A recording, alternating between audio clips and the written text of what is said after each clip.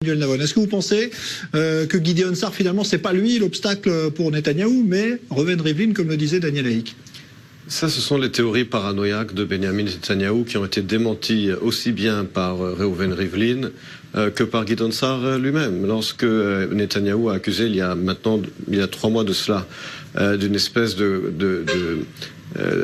d'arrangement entre Gideon Sa'ar et le président de l'État pour que ce soit Sa'ar qui forme le gouvernement à la place de Netanyahou. Cela a été non seulement démenti par Netanyahou, par Reuven Rivlin, mais lorsque Gideon Sa'ar a dit, mais évidemment c'est faux, mais que le Premier ministre donne des noms, prouvez-le.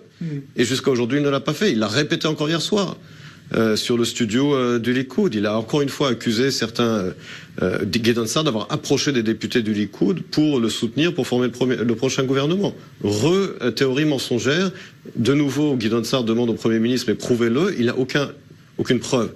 Et aucun des députés du Likoud, aucun, ne soutient le Premier ministre dans cette théorie du complot.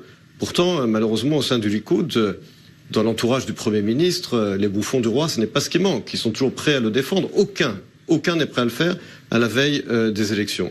Donc cette théorie a déjà été démentie. Et puis de toute façon, le président de l'État, c'est vrai que la loi lui donne une marge de manœuvre assez large. Mais en réalité, il n'y a aucun précédent dans l'histoire du pays dans lequel un président aurait demandé à un député lambda de former une coalition. C'est complètement aberrant. C'est toujours le chef du plus grand parti sur lequel revient la tâche de former une coalition. Donc imaginez que le président de l'État puisse demander à un député qui n'est pas à la tête du Likoud ou d'un des plus grands partis de former une coalition, c'est complètement aberrant. Le président l'a démenti, Gideon Sa'ar l'a démenti.